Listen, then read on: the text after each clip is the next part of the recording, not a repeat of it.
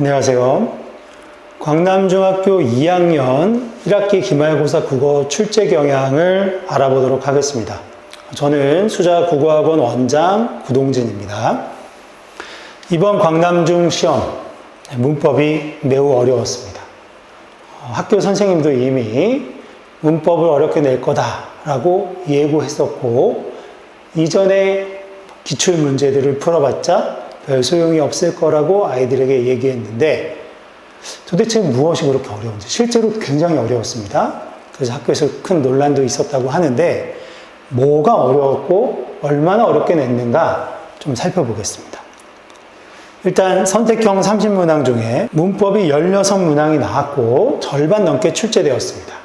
문법이 아닌 영역들은 매우 수월하게 출제되었다라고 할 수 있습니다. 그래서 오늘은 문법 위주로 살펴보겠습니다.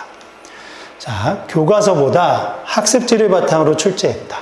그래서 학교에서 선생님이 따로 만들어준 문법 학습지를 바탕으로 출제했고, 이 학습지는 교과서에 기반한 내용들도 있지만 그렇지 않은 내용들도 상당수 들어있었습니다. 단순 암기형 문제는 16문제 중에 7개, 그 다음에 수능형 문제가 9개가 있었어요. 바로 이 9문제가 아이들이 굉장히 힘들게 했을 거라고 생각합니다. 단순 암기형 문제는 그냥 외운 것에 기반해서 바로바로 찍어내면 되는 문제였고요. 수능형 문제 9문제는 뭘 의미하는가, 이 수능형이라는 게 뭘 의미하는가 한번 살펴보겠습니다. 수능형 문제란 자료를 탐구하는 유형이라고 생각하면 됩니다. 주어진 자료를 설명하는 과정을 선택지에 담고 있고, 그걸 통해서 자료에 대한 탐구를 제대로 하고 있는지를 살펴보는 거예요. 그러니까 선택지에서 말하는 내용이 자료에 대한 탐구를 잘하고 있는가를 따지는 거기 때문에 내가 암기한 내용이 맞나 틀리나를 판단하는 게 아니라는 거죠. 그래서 선지를 읽어내는 능력이 되게 중요했어요. 뭐가 중요했다고요? 선택지를 읽어내는 능력이 중요했다고요. 실제 문제를 한번 보겠습니다. 보기는 표준발음법의 일부를 정리한 것이다. 그럼 이제 보기는 표준발음법 내용을 주는 거예요. 그러니까 표준발음법을 암기할 것을 요구한 게 아니에요. 표준발음법은 줄 건데, 표준발음법의 기억 디귿의 내용을 이해한 학생들의 반응으로 적절하지 않은 것 했어요. 그러면 이 학생들이 보이는 반응에 대해서 적절한가 아닌가를 판단해야 된다는 거죠. 근데 이 학생들 어떤 학생이에요? 기억 디귿의 내용을 이해한 학생이니까 표준발음법을 이해한 학생들이 이렇게 반응하면 된다 안 된다를 판단하는 겁니다. 그래서 실제 문제를 한번 들어가 보죠.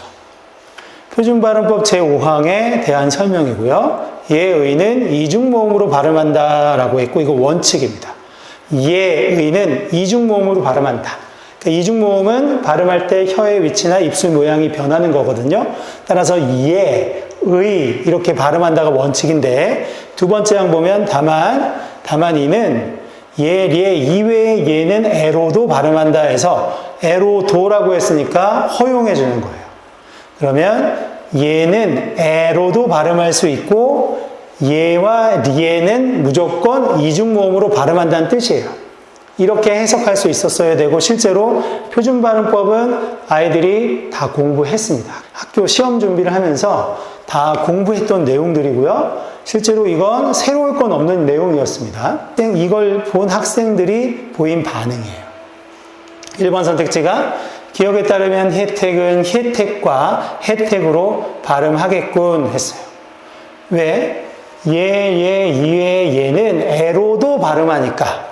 그럼 이 해는 예례 이외의 예죠. 예리가 아니니까. 따라서 이 해의 경우에는 해로 발음하고 에로도 발음할 수 있으니까 맞는 설명. 다음에 2번 선택지. 자, 이게 어려웠습니다. 기억에 따르면 피해품을 폐품으로 표기하는 것은 했어요. 이거 뭐에 대한 얘기예요? 표기를 얘기하고 있어요. 그러면 폐품을 폐품으로 표기를 했다. 그거는 발음 때문에 잘못 표기한 사례라고 볼 수 있겠군 했어요. 그러면 발음이 어떻길래 폐품으로 이 폐품 이렇게 쓴 건 잘못 표기한 건데, 발음이 어떻길래 발음 때문에 잘못 표기한 사례로 볼 수 있다고 반응한 거지?